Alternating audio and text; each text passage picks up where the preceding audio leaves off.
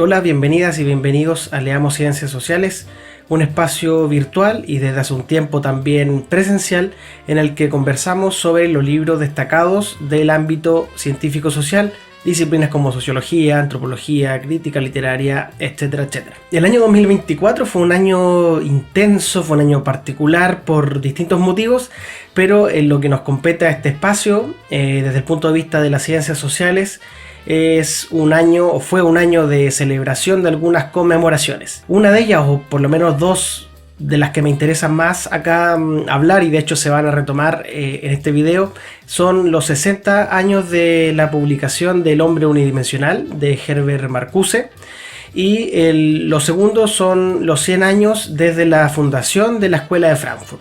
En otros temas también el 2024 fue un año de conmemoraciones y de algunos eventos destacados. Por ejemplo, salió electo nuevamente Donald Trump, que para el campo de las ciencias sociales seguramente va a significar un periodo de reflexión, como fue ya en el año 2016 con algunos autores, al menos desde los Estados Unidos, muy importantes, entre ellos Nancy Fraser, que también de hecho lo discutimos en este espacio.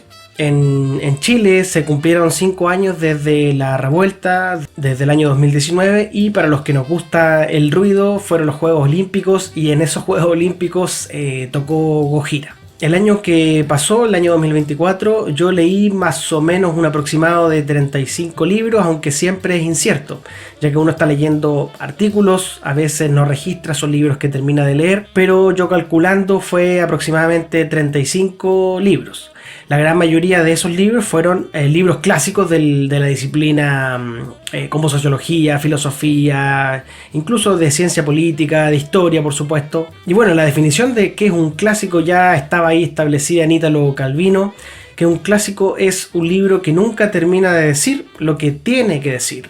Y es que cada época lo va reinterpretando con sus particulares fantasmas, miedos, certezas incluso. Y desde ese punto de vista, los libros que se van a comentar acá son algunos de ellos clásicos de hace mucho tiempo. Y hay otros libros que, no siendo clásicos, porque son relativamente recientes, sí hablan sobre clásicos. Por lo tanto, este listado es muy distinto de otros listados que se han hecho, como en el área de la literatura. Acá para mí sería muy difícil hacer un listado de libros que no me gustaron, porque como elijo desde hace un tiempo solo leer o casi leer puros clásicos, me voy a la segura y es muy difícil que un libro no me guste. Incluso cuando no me gusta, es muy placentero reflexionar respecto a por qué no me gustó ese libro que antes y a otros tanto gustó. Lo anterior entonces trae como consecuencia que el listado de los libros que voy a presentar ahora no tiene ninguna jerarquía. Es una jerarquía incluso móvil, está sujeta a variaciones, y yo cada vez que pasa el tiempo voy cambiando estas relaciones y no se puede advertir entonces ninguna jerarquía. El primer libro es este de Mark Fisher, Realismo Capitalista, y la elección fue pura intuición. Yo creo que a los libros o a los autores que suenan mucho, como es el caso de Mark Fisher, hay que hacerles una prueba básica, que es agarrar el libro cuando uno lo encuentre en las librerías y abrirlo en 3 partes. En la introducción o en el primer capítulo, en un capítulo que vaya por la mitad y en el último capítulo. Y ahí uno puede leer algunos fragmentos al azar incluso, y cuando un autor es bueno, cuando un autor es profundo, se puede notar ya en esos fragmentos tan significativos. Y además alguien siempre escoge esas 3 estructuras, el inicio, la estructura de la mitad y la estructura del cierre, para marcar una intensidad distinta. Y es el caso de este libro de Mark Fisher, Realismo Capitalista, que se publicó en el año 2009. Mark Fisher fue un crítico cultural inglés que articuló marxismo, psicoanálisis, cultura pop, todo esto con una escritura muy atrapante y envolvente. En este libro, en el Realismo Capitalista, Fisher desarrolla en profundidad, o por lo menos en todo lo que puede desarrollarse en 150, 160 páginas que tiene este libro, desarrolla aquella idea que no sabemos si atribuírsela a Slavoj Žižek o a Fredric Jameson, de que es más fácil imaginar el fin del mundo que imaginar el fin del capitalismo. Este libro tiene 9 capítulos, tiene una introducción, tiene también 2 textos que forman parte del apéndice y nos hablan de distintos temas. Por ejemplo, está el tema de la salud mental, cruzado con una perspectiva evidentemente política. Está también los efectos del neoliberalismo en espacios como las escuelas, está también la hiperestimulación de los medios digitales, y está también este fenómeno de la ductilidad del neoliberalismo, que no teme contradecir en sus propios principios y, en caso de determinadas crisis, utilizar las herramientas del Estado para poder salir de esas crisis. Recordemos que este libro es del año 2009, por lo tanto se crea y se escribe en un contexto de crisis como fue el año 2008. Está escrito entonces al calor de ese evento y esa crisis del capitalismo. En el realismo capitalista de Fischer hay dos conceptos que son por lo menos muy interesantes de trabajarse. El primero obviamente es el concepto realismo capitalista, que él lo va a abordar en uno de los capítulos, haciendo el recorrido, y el otro es la impotencia reflexiva, un concepto que él utiliza para explicar la situación de disgusto de los jóvenes británicos, pero que puede ser extensible para América Latina, con algunas obviamente adecuaciones, y sin embargo también la conciencia de impotencia, o sea, es una impotencia reflexiva, insisto, porque se da cuenta de las contradicciones del sistema. Sin embargo, es una impotencia porque es incapaz de hacer algo. De ahí entonces que la impotencia reflexiva esté estrechamente unida al concepto del realismo capitalista, que es esta suerte de estancamiento, de estado de atmósfera general, como él la denomina, en la cual no se puede salir y no se puede pensar en un futuro alternativo. Y es que Mark Fischer es un excelente creador de conceptos. Recordemos, en Deleuze está esa expresión de que el filósofo se caracteriza por ser un creador de conceptos, y si le aplicamos esta característica a Fischer, evidentemente él resalta. No solo está el realismo capitalista, la impotencia reflexiva, también está ese materialismo gótico, una mezcla muy particular, está también ese comunismo ácido del que hablan otros textos, está la depresión hedónica y está jauntología, entre tantos otros conceptos que trabajó este autor Mark Fischer. Por lo tanto, este libro, El realismo capitalista, es un excelente libro para adentrarse, para comprender este estado de nihilismo contemporáneo, esta apatía, esta sensación de que no es posible cambiar nada, y por supuesto los efectos que se generan de ese estado.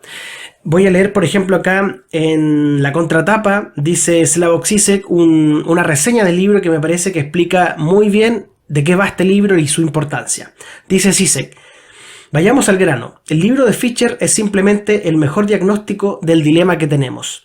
A través de ejemplos de la vida cotidiana y la cultura popular, nos entrega un despiadado retrato de nuestra miseria ideológica. Escrito desde una postura radicalmente izquierdista, Fischer no ofrece soluciones fáciles.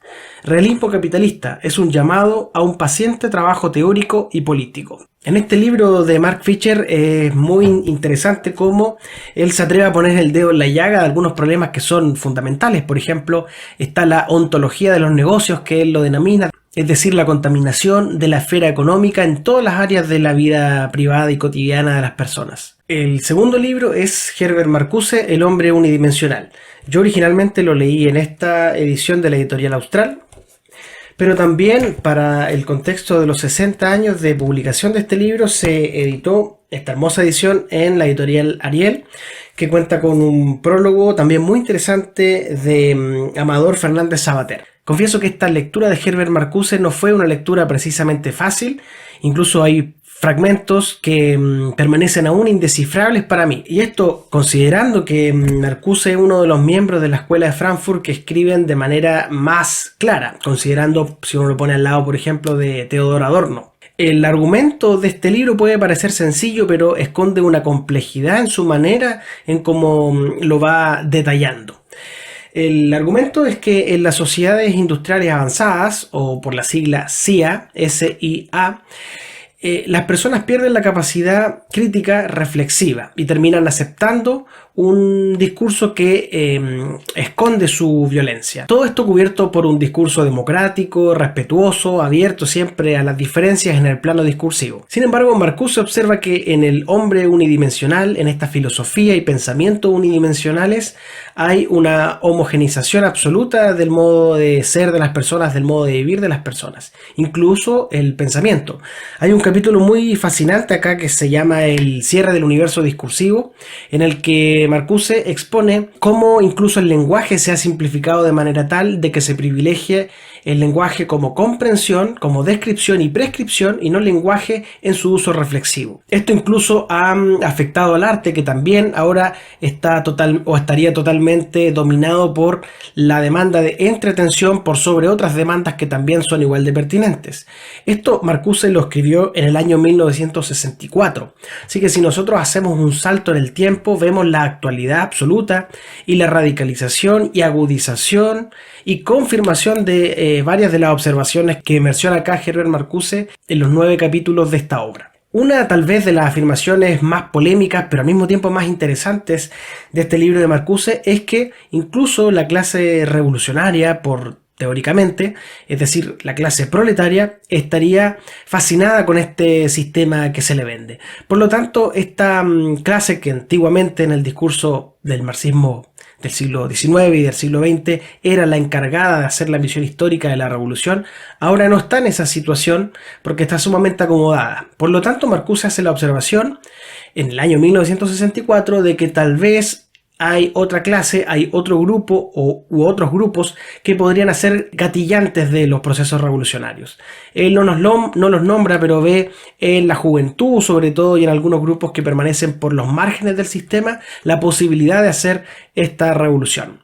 Años más tarde se confirmará este evento con las grandes revueltas del 68, no solo en Francia, sino en todo el mundo. De este modo, Marcuse, con este libro del año 64 y también con un anterior de la década del 50, 53-54, que es Eros y Civilización, emerge como una suerte de talismán de la juventud de la década del 60. Marcuse en este libro habla, por ejemplo, de la parálisis de la crítica, haciendo una acusación directa a los intelectuales de la época. También Marcuse en este libro habla de la sociedad sin oposición. Sería una sociedad entonces que no cuenta con la capacidad política de poder organizar la resistencia. Este es un texto que tal vez en algunas partes pueda haber envejecido, como por ejemplo cuando hace un análisis de la filosofía, un clave filosófica, respecto a la ciencia, respecto a los distintos saberes, pero que en todo caso, incluso en esos fragmentos, en esos capítulos más enrevesados, no tiene desperdicio este libro de Marcuse. Marcuse es un autor fascinante que sintetiza al menos 3 sistemas de pensamiento junto a Marx. Como discípulo de Martin Heidegger, intenta mezclar lo que es el mundo heideggeriano, la filosofía heideggeriana, con el marxismo. Esto en la década, finales de la década del 20 y toda la década del 30, el 40, incluso algunos dicen que nunca abandonó este pensamiento heideggeriano. La segunda síntesis que Herbert Marcuse establece es de Marx con Sigmund Freud, también muy interesante todo lo que desarrolla, incluso proponiendo nuevos conceptos. Y por último, también otra síntesis que fue transversal en toda su vida es la de Marx con Hegel. Se dice también que Marcuse, si es que algo tuvo de reflexión constante a lo largo de su vida, fue una preocupación existencialista, también la presencia de la política, por lo tanto su pensamiento utópico, y también algo muy importante en la reflexión estética. De hecho, el último libro de Marcuse, que se publicó en el año 78-79, es decir, poco antes de que él muriera, se llamó de esta manera y trató precisamente estos temas estéticos. Para Marcuse, a propósito de Sigmund Freud, él invierte la idea de Sigmund Freud de la sublimación a través del arte, y él habla de la sublimación represiva. Ese es un capítulo que es verdaderamente apasionante y normalmente es el capítulo más famoso de este libro, junto con el capítulo 1 y la introducción, que es el capítulo 3, La conquista de la conciencia desgraciada, una desublimación represiva. El tercer libro que para mí significó una lectura apasionante fue Modernidad líquida de Zygmunt Bauman. En la biografía de Isabella Wagner, que tal vez en otra ocasión voy a comentar acá, esta autora menciona que Zygmunt Bauman fue reconocido de manera tardía. Y de hecho el libro que lo lanzó a la fama es Modernidad líquida, que fue publicado en el año 2000. En este libro Bauman nos propone una metáfora que es una metáfora fascinante, que es la idea de la modernidad líquida. Tal vez este concepto, esta metáfora la exprimió demasiado y Bauman habló, por ejemplo, del miedo líquido, de la vida líquida, del amor líquido, etc. Sin embargo, es una metáfora que explica muchísimas cosas de lo que es el siglo XX y sobre todo el siglo XXI, al cambio del siglo XX al siglo XXI.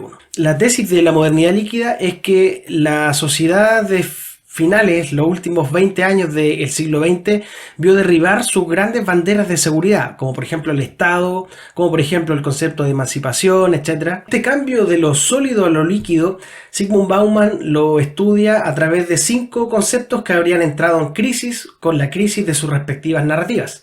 El primer concepto que entró en crisis sería el del trabajo. Dice Bauman que es evidente que el campo del trabajo, que antes significaba seguridad, en el siglo XXI es todo lo contrario, es precarización.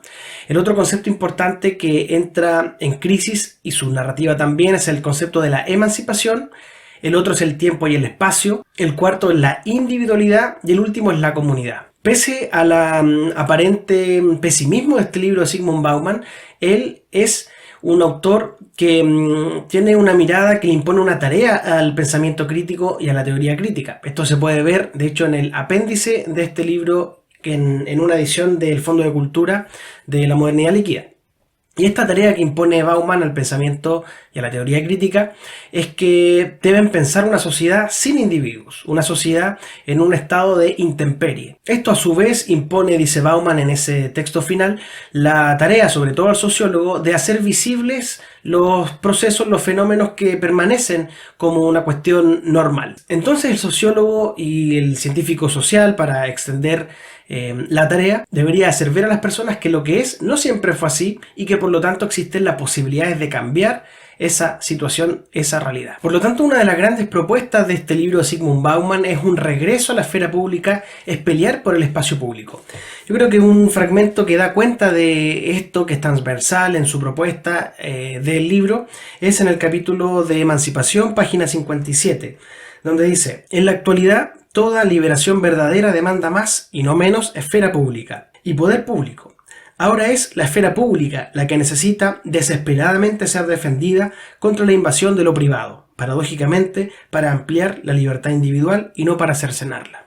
Otro libro que fue una sorpresa para mí este año fue este de Stuart Jeffries, Todo, a todas horas, en todas partes, cómo nos hicimos por posmodernos. Antes de este libro de Stuart Jeffries, yo había leído El Hotel Abismo, que lo leímos para un curso que hice sobre la escuela de Frankfurt, y ese libro me había parecido irregular, me había parecido muy simple, y se detenía en algunos detalles, tal vez curiosidades, chismografía incluso, y me parecía demasiado efectista.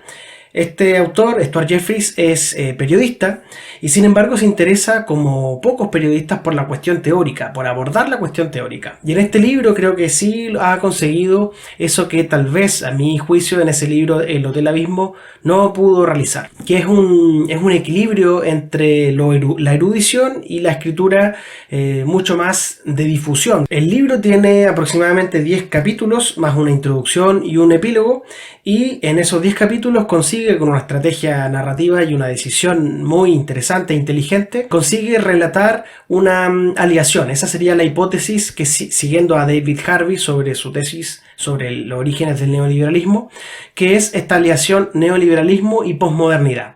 De algún modo, entonces, la posmodernidad sería el brazo ideológico, el aparato cultural ideológico del neoliberalismo. Y el neoliberalismo al principio habría ido un poco a la deriva y habría encontrado tardíamente, en la década de los 80 y sobre todo en los 90, este aliado predilecto que es el posmodernismo. El libro entonces se detiene en distintos años, desde 1972 hasta el año 2001, para darnos cuenta de la mezcla de un filósofo, de un libro, de una película, incluso de un artefacto cultural, en definitiva, de la cultura pop, y lo mezcla para poder contarnos esta historia de la aliación neoliberalismo con posmodernidad. Tomemos algún ejemplo entonces para ver cómo opera esa decisión que tomó Stuart Jeffries.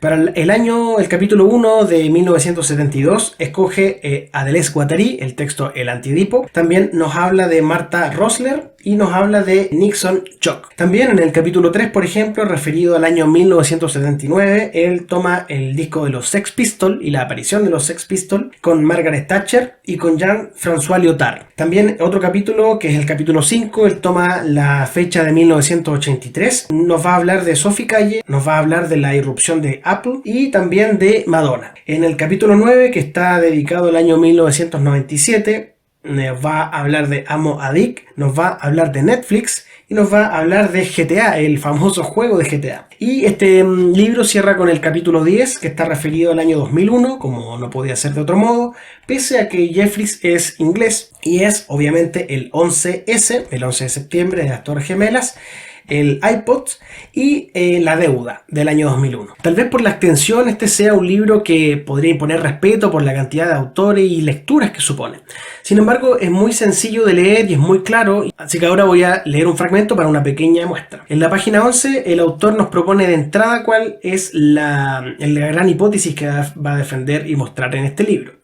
La idea que deseo exponer en este libro, dice Jeffries, es que la cultura posmoderna surgió bajo la estrella del neoliberalismo, una ideología económica global entre cuyos héroes o demonios, según cuáles sean las convicciones políticas de cada uno, figuran Ronald Reagan, Margaret Thatcher, Deng Xiaoping y el general Augusto Pinochet. En otro fragmento queda clara también la hipótesis de Stuart Jeffries.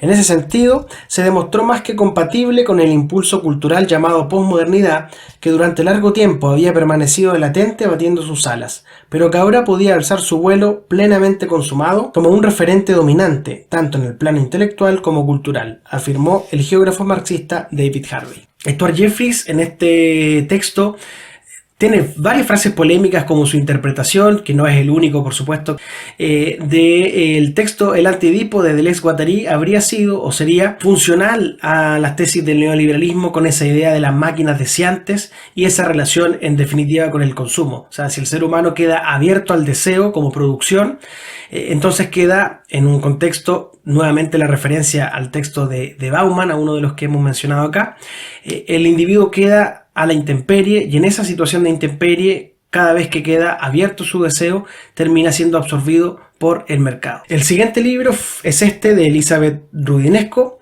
Freud en su tiempo y en el nuestro.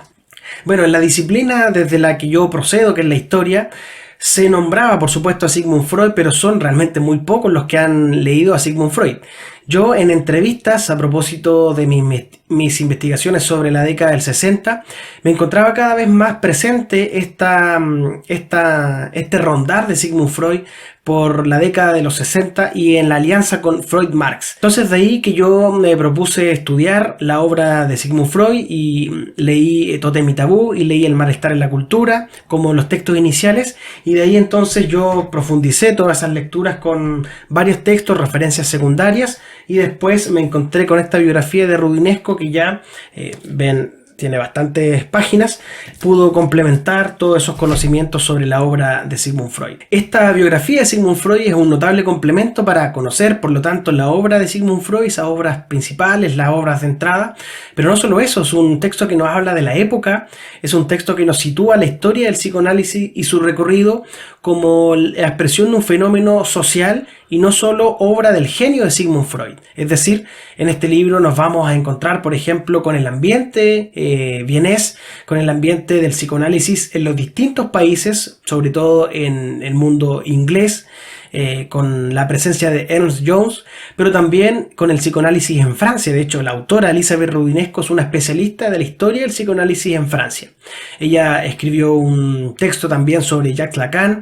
En este libro Roudinesco nos muestra al psicoanálisis, a la psicología, por lo tanto también a la medicina, pero no solo eso, también Sigmund Freud trabó contacto con gente del campo de la filosofía, con gente del campo de la literatura, por ejemplo con Thomas Mann, con Stefan Zweig. O sea, Freud era un genio, sí, pero Elizabeth Roudinesco nos muestra muy bien en este libro que ese genio solo pudo haber explotado en un ambiente determinado como era la Viena de fin de siglo y de las primeras décadas de 1910, 20 y 30.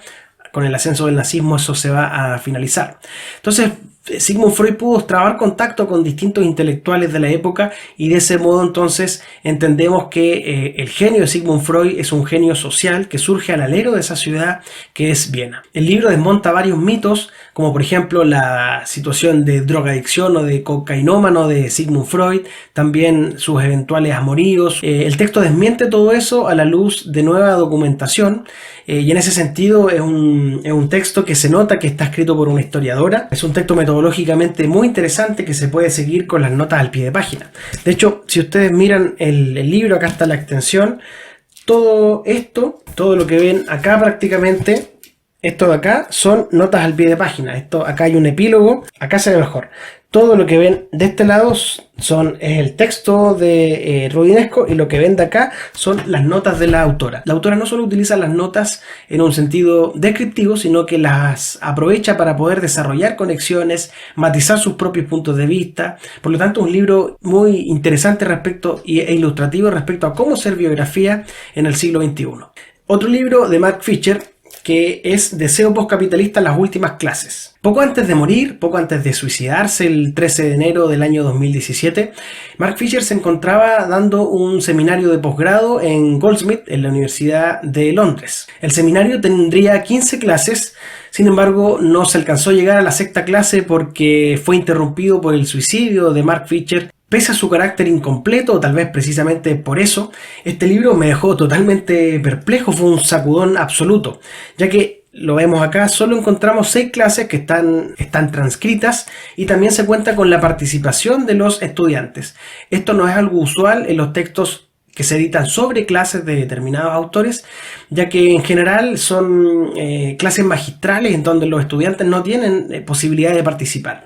No es el caso de este libro que se editó de las clases de Mark Fisher, entonces lo vemos en su práctica pedagógica cotidiana y diaria. El curso, por lo tanto, hablaba del deseo postcapitalista. Ya vemos con la palabra deseo que retoma el Anti-Edipo de Deleuze-Guattari de 1972, pero también con el postcapitalismo se mete en una discusión que es muy polémica, que viene disparada por el texto de Paul Mason, Postcapitalismo. En estas clases Mark Fisher plantea algunas preguntas que son tremendamente incómodas y que ya había planteado previamente Deleuze-Guattari en el Anti-Edipo y en su proyecto Capitalismo y Esquizofrenia. Algunas preguntas, por ejemplo, muy importantes que se retoman acá es: ¿por qué las masas desean el fascismo?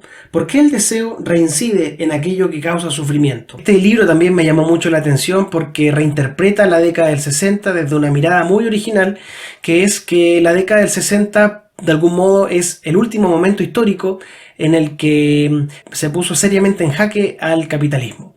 Desde ese punto de vista, entonces, se habrían producido artefactos culturales, proyectos culturales, por ejemplo, en películas, pero sobre todo en la música, y a medida que uno escucha esas canciones, se plantea otro mundo, otra realidad, una utopía. Por lo tanto, a Fisher le da una vuelta respecto a lo que él ya había pensado 10 años antes en Realismo Capitalista, y acá ya tiene una mirada distinta respecto al proyecto contracultural, una mirada que intenta sacar algunos elementos de ahí para aplicarlos a las luchas del presente y por lo tanto para poder romper con el realismo capitalista. Bueno, algunas preguntas que se plantea Fisher ya de entrada en la primera clase son: ¿es imaginable el postcapitalismo?, dice Mark Fisher. ¿Es posible conservar algo de la infraestructura libidinal y tecnológica del capital e ir más allá del capital? Mark Fisher nos va a hablar, por ejemplo, de cómo en la actualidad no es posible salir del capitalismo y que no existe, por lo tanto, un otro radical más allá del capitalismo. Y eso, por supuesto, está muy anclado a su simpatía con eso que se conoce como el aceleracionismo. Otra de mis lecturas favoritas del año 2024 fue de Eichmann en Jerusalén, un estudio sobre la banalidad del mal de Hannah Arendt. Hannah Arendt, al igual que muchos alemanas, se exilió en los Estados Unidos, y para el año de publicación de Eichmann en Jerusalén, que es 1963, ella había publicado 2 libros fundamentales sobre el Holocausto. De hecho, Eichmann en Jerusalén es una continuación de su recorrido reflexivo y es un ensayo, por lo tanto, sobre el Holocausto y la naturaleza del mal. Esos 2 libros fundamentales de Arendt habían sido Los orígenes del totalitarismo en 1951 y en 1958 su tratado político y teórico, que es La condición humana. Por lo tanto, Hannah Arendt ya era conocida en el mundo de la filosofía antes de publicar Eichmann en Jerusalén. Sin embargo, cuando ella publica este libro, desata una polémica. A diferencia de lo que se esperaba, Hannah Arendt, como judía, no plantea ni dice lo que se esperaba, que es que Eichmann era un monstruo y que por lo tanto debía ser condenado en este libro. Ella le parece que es demasiado sencillo hacer eso, y como buena filósofa se plantea qué representa Eichmann. Y observa que Eichmann es un caso típico y nuevo de la modernidad, o mejor dicho, del mal en la modernidad, y esto producto de los totalitarismos. que el mal ya no tiene un objetivo específico, ni es un monstruo, ni los monstruos son los que realizan el mal, sino que el mal ahora está permeado por la banalidad, o sea, no hay una intención detrás. Y Eichmann, por lo tanto, como un burócrata nazi, solo ejecuta las órdenes del Führer. Este ensayo de Hannah Arendt plantea una reflexión profunda sobre lo que es el Holocausto, sobre la importancia de la capacidad crítica, y de hecho nos interpela, porque nos muestra que en realidad cada persona podría ser un potencial Eichmann si es que no lleva a cabo la reflexión y la capacidad de juicio. Es decir, te pueden dar órdenes respecto a algo, pero uno no tiene que simplemente acatarlas. Siempre está la libertad humana de decir que no, de negarse a esas órdenes. Otra lectura favorita del año 2024 fue esta, Historia de la locura en la época clásica, que en sentido estricto son 2 tomos. Esta es la tesis doctoral de Michel Foucault y se publicó en el año 1961. El libro aborda la locura como una experiencia, como un proceso y un fenómeno que se ha construido históricamente. Michel Foucault observa 3 grandes periodos de la locura como experiencia, y su gran idea es que la locura solo existe en sociedad. Michel Foucault distingue 3 grandes periodos en la historia de la locura. En el primer periodo, hacia el siglo XV, con el Renacimiento, el loco sería visto como depositario de una sabiduría mística y por lo tanto podía convivir en la sociedad. Y pese a ello existía, por ejemplo, la nave de los locos, que lo va a abordar en el capítulo 1. En un segundo momento, desde el siglo XVIII hasta el siglo entre el siglo XVI y entre el siglo XVIII, es decir, en el contexto de la época clásica, la historia francesa, esto cambia y ahora el loco va a ser encerrado en algunas instituciones como los hospitales, que son herederos de los viejos leprosarios. En este contexto, en esta segunda época, los locos van a convivir dentro de estas instituciones con los pobres, con rebeldes políticos, y por lo tanto podríamos hablar de un gran grupo de personas que son los anormales, entre comillas, por supuesto. Y el tercer periodo es el contexto después de la Revolución Francesa, los fines del XVIII, sobre todo el XIX y parte del XX, cuando el discurso cambie y ahora en el contexto de un saber médico, un saber científico, se intente no castigar al loco físicamente, sino ahora normalizarlo a través, por ejemplo, de los fármacos, de reducirlo en definitiva. Al principio este libro me costó entrar en el primer capítulo, sobre todo que es muy abrupta la inmersión, y por lo tanto tuve que hacerme de otros libros que fueran una especie de muleta, de auxiliar, para poder hacer una lectura mucho más completa. Ahí me encontré con 2 biografías que me ayudaron mucho. La primera es la de Didier Eribon, de la editorial Anagrama, que es una de las primeras grandes biografías y se sigue utilizando, de hecho. Y la segunda es la de James Miller, también sobre la obra de Michel Foucault. Esas 2 obras tienen capítulos específicos que abordan este libro, la historia de la locura en la época clásica. Y esto es muy curioso porque yo ya había leído a Michel Foucault, varios textos de él, y también había leído algunos capítulos sueltos de la historia de la locura. Sin embargo, entrar desde el principio tal vez pueda ser un poco extenuante si es que uno no conoce las referencias.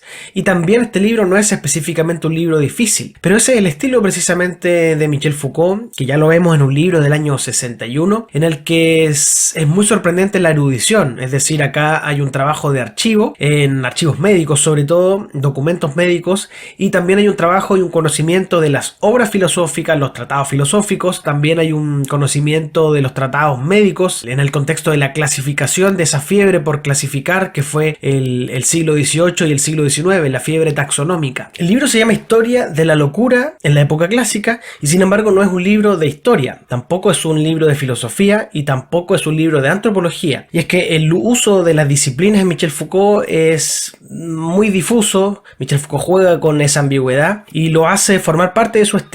El libro también tiene una metodología dudosa, al menos desde el punto de vista histórico, historiográfico, porque Michel Foucault mezcla distintas fuentes y a partir de algunos datos aislados los extrapola para dar grandes explicaciones. Y pese a todos esos posibles críticas que de hecho se han desarrollado y profundizado, este es un gran libro, es un enorme libro, es un clásico, porque si uno lo sitúa en su contexto, que es en 1960-61, aunque Michel Foucault lo escribe, recuerden que es su tesis doctoral, fines de los años 50, entonces Michel Foucault en este libro es un adelantado, porque si uno mira en el contexto de fines de los 50 y los 60, está la historia social como renovación dentro del campo historiográfico, pero se abordaba, por ejemplo, la historia de ladrones, etcétera, con la historia social de Eric Hobsbawm y compañía. Michel Foucault aquí hace una labor de rastrear la locura, pero en su contexto histórico, es decir, con las distintas, lo que después más adelante va a llamar epistemes, o sea, los límites, las posibilidades de pensar ciertas categorías, en este caso la de la locura, la de la normalidad y lo anormal también.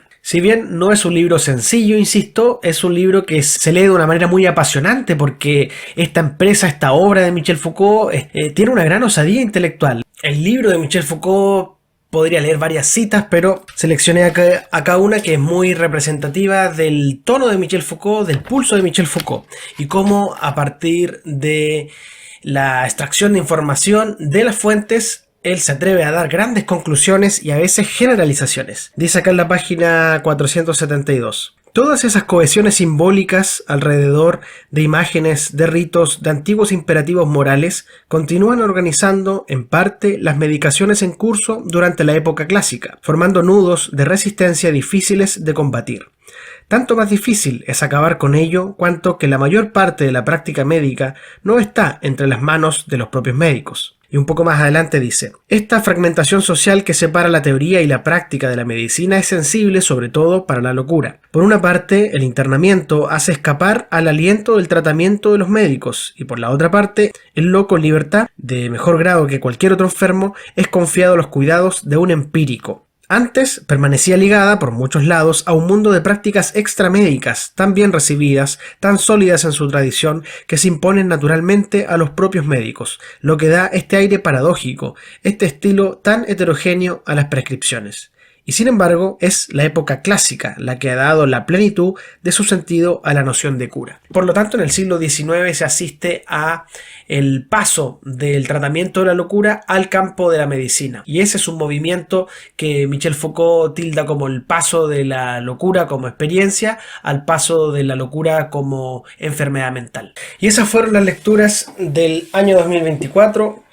Fueron un total de 8 libros, están acá. Y si uno hace el desglose de esos 8 libros, se encuentra que en realidad 3 son clásicos, el de Michel Foucault, el de Hannah Arendt y el de Herbert Marcuse, El hombre unidimensional. Curiosamente, los 3 libros son de la década del 60. El resto de libros, hay un autor repetido que es Mark Fisher, el resto de libros en realidad hablan sobre clásicos también o tratan y trabajan temas que han sido clásicos en disciplinas del ámbito científico-social. Por lo tanto, todo está conectado y también, ahora que lo pienso, podría decirse que algún punto común que los cruza a todos por igual en estas lecturas es el intento de pensar lo contemporáneo y también hay una presencia muy marcada del psicoanálisis en cada una de las lecturas que yo realicé. Sobre todo, por supuesto, en Marcuse y en Mark Fisher. Y además, obviamente, la biografía de Freud de Elizabeth Rudinesco. Bien, seguramente me perdí algún libro importante que salió este año. Yo no sigo muchas las novedades, pero si consideran que hubo algún texto que faltó, pueden escribirme por interno. Y digo por interno y no al comentario acá abajo en la caja de comentarios, porque a veces uno da un bucle infinito en videos sobre videos, videos sobre libros, videos de todo lo que se pueda pensar y al final no queda tiempo para lo fundamental, que es leer y vivir. Y al mismo tiempo podría decirse que todos estos libros no intentan, o mejor dicho, intentan hacer esa tesis 11 de Feuerbach que comenta Marx sobre Feuerbach, de que los filósofos se han encargado de pensar el mundo, interpretar el mundo, cuando de lo que se trata es de transformarlo y cambiarlo. Pero diría yo, con Adorno en Dialéctica Negativa, comentando esa cita de hecho de Marx, dice Adorno que antes que cambiarlo es necesario conservarlo, y parece ser que esa es la tónica del 2025 de aquí en adelante, va a ser conservar el mundo antes de transformarlo, y para eso es muy importante armarnos de estas herramientas teóricas que son los libros del ámbito científico social.